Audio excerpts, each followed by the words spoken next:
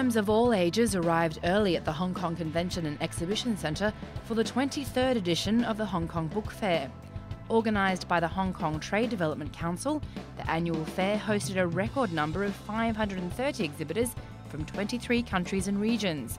About 900,000 people visited this year's book fair, even though it was closed for more than half a day due to a typhoon. The 7-day fair started on July 18th and featured more than 300 events and about 300 speakers. With so many events and books to consider, how to decide where to go first? At the Future Reading Interactive Zone, those looking for some direction could try the facial recognition machine that uses face detection technology to make recommendations. Please take me home. Molly jumped, dropping Sparkle, who sprang out of her arms and leapt back onto the fence. English author Webb visited the Hong Kong Book Fair for the first time and held a storytelling session for primary 1 to 5 students. The best-selling author, who's written over 60 books, some about talking animals, kept her young audience enchanted.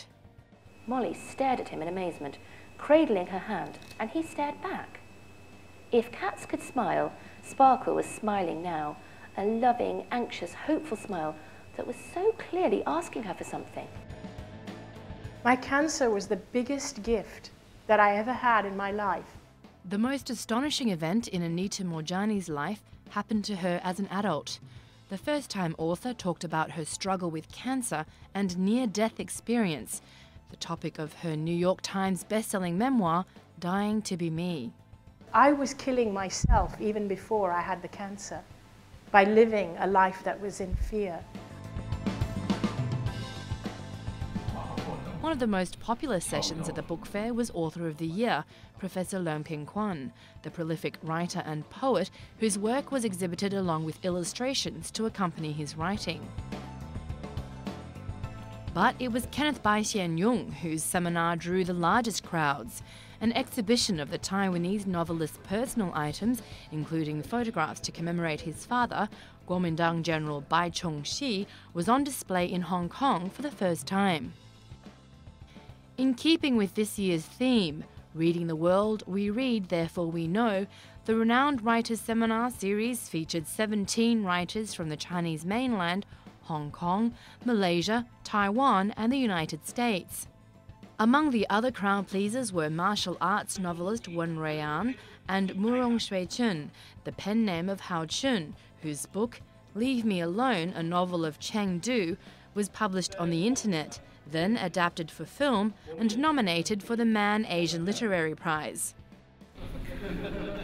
And as J. Oatway, author of the book Mastering Story, Community and Influence, would attest, when it comes to social media, conversation is king, not content.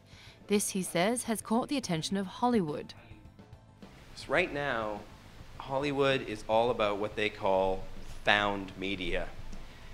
Nothing today is going to get made into a TV show or a movie unless it has a pre-existing online community. Chetan Bhagat is familiar with adapting a book to film. His 5-point Someone became the Bollywood hit 3 Idiots. After this movie and book has come out, so many people meet me. Just the other day I met a mother who, with her daughter was there, and the daughter said, I want to be a baker, I want to bake. And my mother wants me to be a dentist because I've gotten into dental college. I told the mother that even being pragmatic, I'm also a parent now, I think bakers can make a lot of money. If your daughter said she wants to be a movie star, then I would have said be careful, because if you don't have a background, it's very difficult to become a movie star, right? 1 in a million can become. But if you're good at baking and you do a damn good job at baking, you'll probably make more money than a bad dentist, right? And you'll make people more happy and give people less pain.